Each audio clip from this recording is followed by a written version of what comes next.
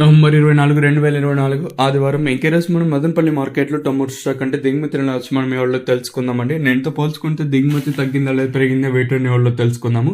ప్రస్తుతానికి సమయం వచ్చేసి 6 గంటల 5 నిమిషాలు అయితే అవుతుందండి. వచ్చిన స్టాక్ ప్రకారం మాట్లాడుకున్నట్లయితే సో ఇంకా ఛానల్ సబ్స్క్రైబ్ చేయని వాళ్ళు అలాగే లైక్ చేయండి, లైక్ ప్లస్ సబ్స్క్రైబ్ చేసుకోండి. మీ సపోర్ట్ కోసం మన ఛానల్ ఎప్పుడు ఎదురు చూస్తూనే ఉంటుంది.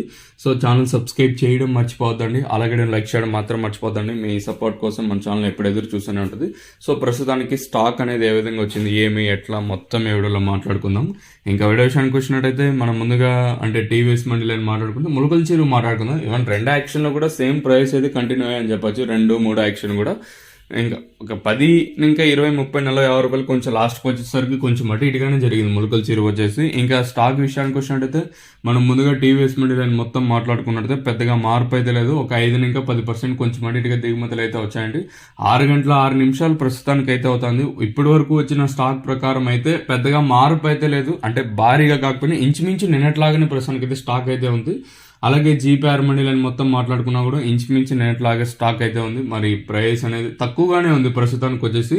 మళ్ళీ 6 గంటల 6 నిమిషాల తర్వాత ఏమన్నా స్టాక్ పెరిగితే నేను ఆల్రెడీ కలికిరి అప్డేట్ ఉంటుంది కదా, సో అప్పుడు ఇంకొకసారి మన మదనపల్లి స్టాక్ ఇన్ఫర్మేషన్ అయితే ఉంటుంది. సో మిస్ అవుతుంది, జస్ట్ ఇది మనసులో పెట్టుకోండి. దాంతోపాటు నెక్స్ట్ వీడియోలో కూడా నేను అంటే అప్డేట్ ఇస్తాను, ఎందుకంటే 2 అప్డేట్లు ఇవ్వడం కూడా మంచిదే.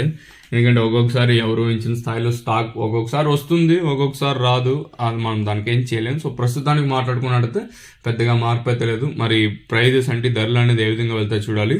సో ఛానల్ సబ్స్క్రైబ్ చేయడం మర్చిపోద్దండి, అలాగే లైక్ చేయడం మాత్రం మర్చిపోద్దండి. ఇదండి ఇన్ఫర్మేషన్ ప్రస్తుతానికి ఉన్నది.